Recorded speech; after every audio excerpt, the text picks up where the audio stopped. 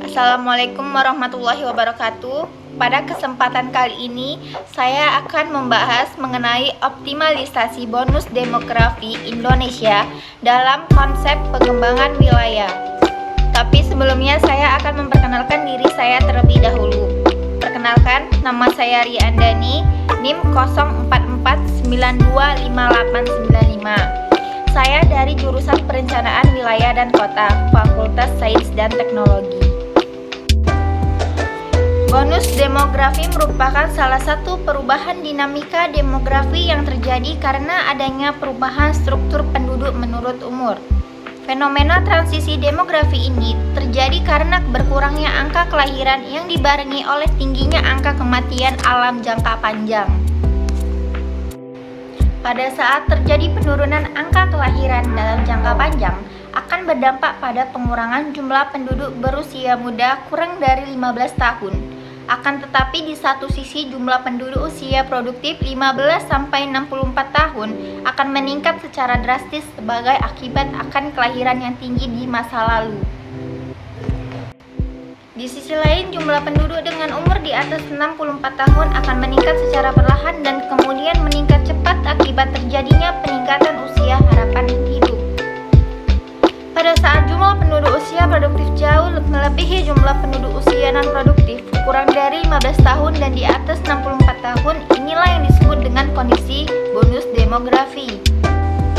Parameter yang digunakan dalam menilai fenomena bonus demografi adalah dependensi ratio atau rasio ketergantungan, yaitu merupakan rasio yang menggambarkan perbandingan antara jumlah penduduk usia non-produktif kurang dari 15 tahun dan di atas 64 tahun dan penduduk usia produktif 15-64 tahun. Adiotomo 2005 menyatakan bahwa perubahan dinamika demografi di mana tingginya pertumbuhan penduduk usia kerja akan memengaruhi gross domestic product per kapita sebuah negara yang juga akan berdampak terhadap 1. Jumlah penduduk usia kerja yang tinggi dan dapat diserap oleh pasar kerja akan meningkatkan total output. 2. Akan meningkatkan tabungan masyarakat. Dan 3. Tersedianya sumber daya manusia dalam proses. Pembangunan ekonomi kondisi ini hanya akan terjadi sehingga bonus demografi betul-betul dapat dimanfaatkan jika sebuah negara memenuhi beberapa prasyarat. 1. Pertambahan penduduk usia kerja dibarengi oleh peningkatan kualitas sumber daya manusia. Yang kedua, penduduk usia kerja dapat diserap oleh pasar kerja yang tersedia.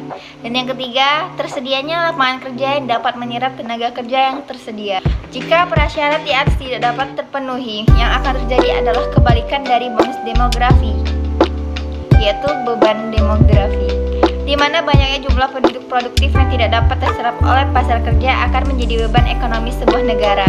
Pada kondisi ini, tingkat pengangguran akan tinggi, sehingga penduduk usia kerja yang tidak memiliki pekerjaan akan menjadi beban bagi penduduk yang kerja.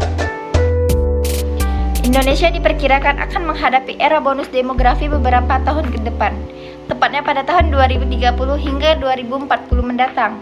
Bonus demografi yang dimaksud adalah masa di mana penduduk usia produktif 15-64 tahun akan lebih besar dibanding usia non-produktif 65 tahun ke atas, dengan proporsi lebih dari 60% dari total jumlah penduduk Indonesia.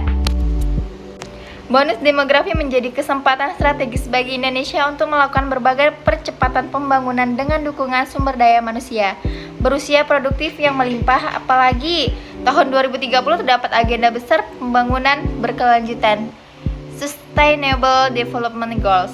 Sejalan dengan itu, pemerintah pun telah mencanangkan visi Indonesia Emas tahun 2045 dengan harapan terciptanya generasi produktif yang berkualitas. Berikut ini adalah gambar grafik rasio ketergantungan penduduk serta diagram pertumbuhan populasi manusia.